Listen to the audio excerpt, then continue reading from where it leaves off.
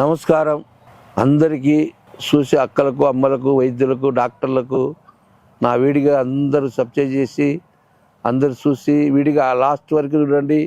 నేను ఏం చెప్పినదో కరెక్ట్ వినండి. లాస్ట్ వరకు చూసి మీకు ఆనందంగా మీరు సంతోషంగా మీకు నచ్చితేనే నా వైద్యం తీసుకొని వాడుకోండి. నాకు మోసం అనేది వద్దు, నిజంతో ముందుకెళ్ళాలనే నా కోరికతో అందరూ నమస్కారం పెట్టుకుంటున్నాను. ఒకటి ఏముందంటే అందరికీ ఆరోగ్యంగా ఉండాలని కోరిక ఉంటుంది. అందరూ మనస్ఫూర్తిగా మనం ఆరోగ్యంగా ఉండాలా, 100 ఏళ్ళు బతకాలనే ఆశ ప్రతి మనిషికి ఉంటుంది.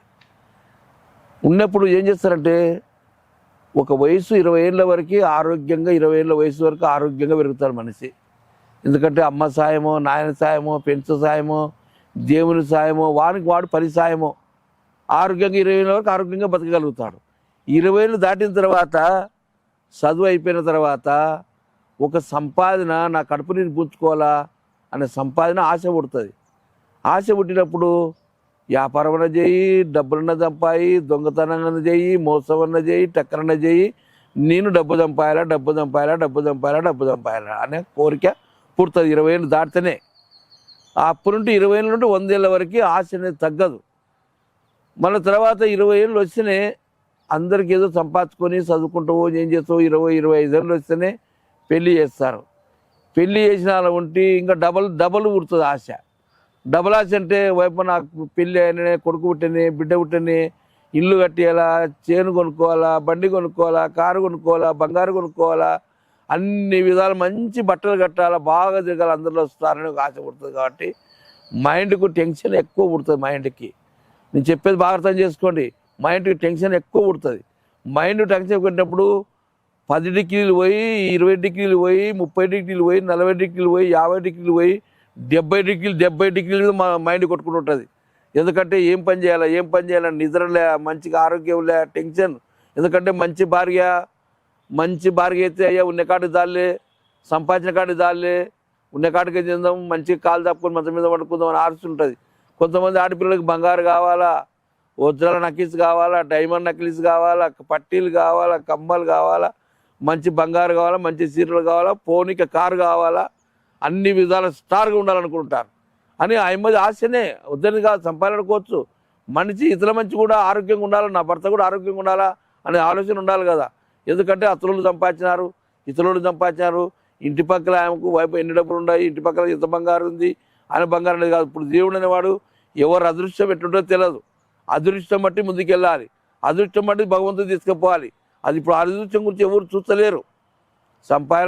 సంపాదాలని మన మైండ్ విశ్రాంతి లేకుండా ఎక్కువ టెన్షన్కి బొత్తుపడి 30-40 ఏళ్ళ వయసు వస్తేనే, 30-35 ఏళ్ళ వయసు వస్తేనే మైండ్లో వేడైపోయిన నరాలు రక్తం గడ్డగట్టి పక్షవాతం వస్తుంది.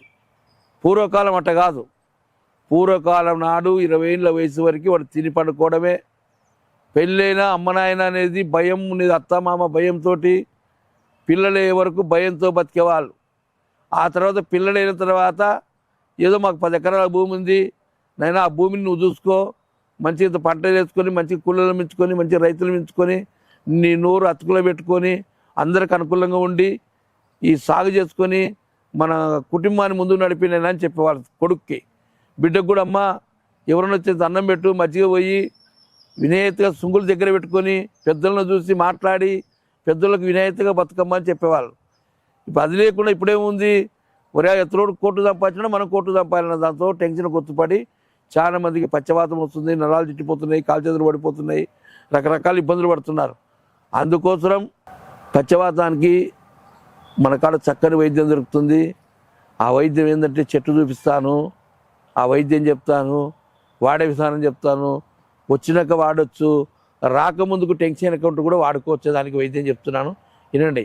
ఎందుకంటే పక్షవాతం అంటే మనిషి కాలు చేయబడిపోయినాక అమ్మకు కానీ, నాయనకు కానీ, భార్యకు కానీ, కొడుకులు కానీ, పిల్లలకు కానీ, అయినపోయిన వాళ్ళకి అందరికి కానీ అది వేరే విధానంగా చూస్తారు.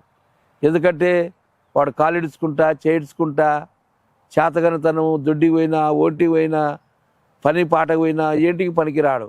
100 మందిలో మంచి తువాలు వేసుకొని పైల్మల్లకి తిరిగినోడు కూడా పక్షవాతం వచ్చిందంటే మూలకు వారేస్తారు. ఒకవేళ బయటికి చూస్తాము, అందరు చూడాలని బయటకు వచ్చినా కానీ వేరే విధానంగా చూస్తారు. మరి కింద పడతావురా, జాగ్రత్త ఉండరా, నీకేం పనిదిరా, రోగం వచ్చినాక మూలకు కూర్చోవాలా, మళ్ళీ తుక్కుంటా గిచ్చుకుంటా గిల్లుకుంటా కుట్టుకుంటా వచ్చినావు వేటికి, కింద పడితే నిన్ను ఎవరు పట్టించుకుంటారు, లోపల కూర్చోరా అంటారు, ఒర్రే అంటారు, లోపల కూర్చోరా అంటారు. అంత ముందుకు బాగుంటే రానైనా ఎల్లన్నా పుల్లన్నా మల్లన్నా కూర్చున్నా కుడిచెక్కన్నా మాట్లాడన్నా అని చెప్తారు. అందుకోసం ఈ పక్షవాతానికి మన పూర్వీకులు మన పెద్దల కాలం నాడు మా పెద్దలు చక్కని వైద్యం కనిపెట్టినారు. ఆ వైద్యం మీకు చూపిస్తాను, మీ కళ్ళతో ఏర్లు చూడండి. అయ్యా ఈ ఏర్లు, ఈ చెట్టు నల్ల ఊడుగ చెట్టు, ఏర్లు కూడా నల్లగా ఉంటాయి చూడండి. నల్ల ఊడుగ చెట్టుని తెల్ల ఊడుగ ఉంటుంది, నల్ల ఊడుగ ఉంటుంది అని నల్ల ఊడుగ చెట్టు ఏర్లు, ఒంటెల్లిపాయలు, మిరియాలు, జీలకర్ర, వాము, సొంటి, సదాపాకు, కరక్కాయి, గోరోజనము ఇవన్నీ కలుస్తాయి. ఈ కలిసిన చూర్ణం ఉంటుంది మా కాడ. చూర్ణం కలిసి అన్నీ కలిసిన ఒక రాంబోనం చెట్టు కలుస్తుంది. రాంబోనం అంటే నరాల మీద పెద్ద బలం. ఇంతవరకు ఆ వీడియో ఎవరు తీసిండరు, ఎవరు చెప్పిండరు. రాంబోనం అంటే ఆ చెట్టు చాలా పవర్ఫుల్ చెట్టు, దాని పేరే రాంబోనం. ఇన్ని రకాల మూలికలు ఈ చెట్టు కలుస్తాయి. ఈ చూర్ణం ఉంటుంది. మనం టెన్షన్ ఎక్కువ ఉంటే ప్రతి వాళ్ళంటే ఒక డబ్బా ఉండాల్సిందే.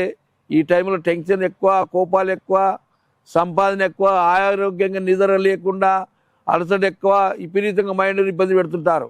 అందుకోసం ఈ చూర్ణం అనేది రోజు నైట్ అయితేనే గోరువెచ్చినలో ఒక చెంచా కలుపుకొని తాగితే టెన్షన్ కాదు, నీకు ఆ నరాలలో ఒత్తిడి తగ్గి మైండ్ రక్త బాగా శుద్ధి అయ్యి ఆరోగ్యంగా నిద్ర వచ్చి మనశ్శాంతి అనేది మనసంగా ఉంటుంది. ఒకవేళ పక్షవాతం వచ్చింటే పొద్దున పూట ఒక చెంచా, సాయంత్రం ఒక చెంచా తీసుకోవాలి. ఈ వైద్యం అనేది ఒక ఆదివాసి వైద్యుడు కనిపెట్టినారు. ఆదివాసి వైద్యులు ఎందుకు కనిపెట్టారంటే పూర్వకాలం నాడు రాజులకు, పెద్ద పెద్ద పూర్వకాలంలో వైద్యులకు వైద్యమే చేశారు. ఎందుకంటే సోమరిపోతులక్క బాగా తిని నరాల టెన్షన్ నుండి ఎంత 10 గూడల బంగారం వచ్చింది, 10 గూడలు ఎండు వచ్చింది, వజ్రాలు వచ్చినాయి, మాణిక్యాలు వచ్చినాయి, అంత కాసిన ఇంకొక గడిచ నింపు నింపుకుంటూనే పోతారు. కానీ ఆశకు అంతే లేదు. ఎంత ఈ కర్నూలు నాదైనా, హైదరాబాద్ నాదైనా, అమెరికా నాదైనా, అన్ని డబ్బులంతా నా ఇంటికన్నా డబ్బులున్నాయా, ఆశ తీరదు. ఎందుకంటే దేవుడు ఆశ పెట్టినాడు. ఆశకు అంతే లేదు కాబట్టి ఆశ ఉండొచ్చు, సంపాదచ్చు, అనుమతి చేయొచ్చు, తినొచ్చు, ఎంతవరకైనా ఏగొచ్చు. కానీ ఆరోగ్యం ముఖ్యం. ఈ ఆరోగ్యానికి ఒక ఆదివాసికి ఇచ్చిన వైద్యం, ఆదివాసికి ఆరోగ్యంగా పొద్దున పోతాడు, పెన్నాలు వేసుకొని పోతాడు, బంకను, తేనెను, ఏర్లు ఏదో వేసుకుంటాడు, తింటాడు, చెట్టు కింద వండుకుంటాడు. మనకు ఒక విమానం ఉండదు, ఒక సైకిల్ ఉండదు, ఒక బండి ఉండదు, ఒక మేడ ఉండదు, బంగారు ఉండదు, వజ్రాలు ఉండదు, మాణిక్యాలు ఉండవు, రత్నాలు ఉండవు.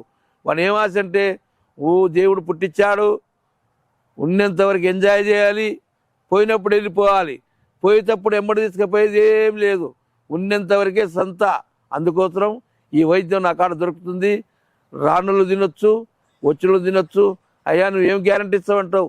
నా మందు ఒక నెల వాడి చూడండి, నెలలో మార్పు వస్తేనే ఒక 3 నెలలు 4 నెలలు కోర్సు ఉంటుంది. మందు తయారు చేసిన కాటికి తీసుకుంటాను, అనవసరంగా ఆశపడను కాబట్టి అందరికి నమస్కారం పెట్టుకుంటూ చెరువు తీసుకుంటాను. వీడియో కనుక మీకు నచ్చినట్లయితే లైక్ చేయండి, షేర్ చేయండి. మరిన్ని వీడియోస్ కోసం మా ఛానల్ని సబ్స్క్రైబ్ చేయండి. మీ అభిప్రాయాలు మాకు కామెంట్స్ రూపంలో చెప్పండి. మరిన్ని వీడియోస్ కోసం మా ఛానల్ని సబ్స్క్రైబ్ చేయండి.